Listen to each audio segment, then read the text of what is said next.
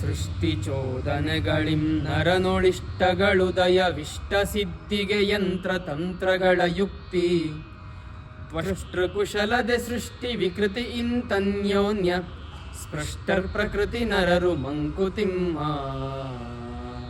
ಈ ಪ್ರಕೃತಿಯಿಂದನೇ ಸೃಷ್ಟಿಗೊಂಡ ಈ ಮಾನವ ಪ್ರಕೃತಿಯಲ್ಲೇ ಜೀವನ ಮಾಡ್ತಾನೆ. ಹೀಗೆ ಜೀವನ ಮಾಡಬೇಕಾದ್ರೆ ಅವನಿಗೆ ಪ್ರಕೃತಿ ಸಹಜವಾದ ಬಯಕೆಗಳು ಶುರುವಾಗುತ್ತೆ.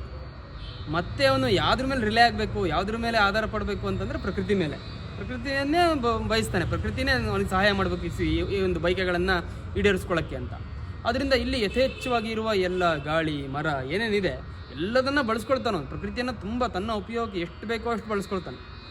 ಇದರಿಂದ ವಿಕೃತಿಗೊಳ್ಳುತ್ತೆ ಅಂತ ಇಲ್ಲಿ ಎಷ್ಟು ಚೆನ್ನಾಗಿ ಹೇಳ್ತಾರೆ. ಈಗ ಒಬ್ಬ ಸೃಷ್ಟಿಕರ್ತ ಅಂತಿದ್ದಾನೆ, ಅವನೇ ಈ ಪ್ರಕೃತಿಯನ್ನು ಸೃಷ್ಟಿ ಮಾಡಿರೋದು, ಮಾನವನನ್ನು ಸೃಷ್ಟಿ ಮಾಡಿರೋದು ಅವನೇ.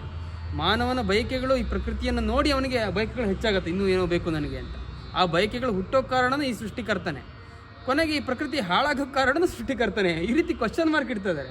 ಎಲ್ಲದಕ್ಕೂ ಅವನೇ ಕಾರಣನ? ಹಾಗಂದರೆ ಇರೋದಕ್ಕೂ ಅವನೇ ಕಾರಣ, ವಿಕೃತಿಗೊಳ್ಳೋದಕ್ಕೂ ಅವನೇ ಕಾರಣನ? ಈ ರೀತಿ ಹೇಳ್ತಾರೆ. ಆದರೂ ಕೂಡ ನಮ್ಮ ಜೀವನದಲ್ಲಿ ಈ ಪ್ರಕೃತಿ ಜೊತೆ ನಮಗೊಂದು ಅದ್ಭುತವಾದ ಅನ್ಯೋನ್ಯವಾದ ಒಂದು ಸಂಬಂಧ ಇದೆ. ಪ್ರಕೃತಿ ಇಲ್ಲದೆ ನಾವಿರೋಕ್ಕೆ ಸಾಧ್ಯನೇ ಇಲ್ಲ, ಹೋಗ್ತಾನೆ. ಅದನ್ನ ಇಲ್ಲಿ ಹೇಳ್ತಾರೆ. ಆದರೂ ಕೂಡ ಒಂದು ರೀತಿ ಪ್ರಶ್ನೆಯನ್ನು ಕೂಡ ಹಾಕ್ತಾರೆ, ಹಾಗಾದರೆ ಎಲ್ಲದಕ್ಕೂ ಕಾರಣ ಅವನೇನಾ, ನಾವು ಅಲ್ವಾ ಅಂತ ಹೇಳ್ತಾರೆ. ನಿಮ್ಗೆ ಏನು ಅನ್ಸುತ್ತೆ ಕಮೆಂಟ್ ಮಾಡಿ. ನಮಸ್ಕಾರಗಳು.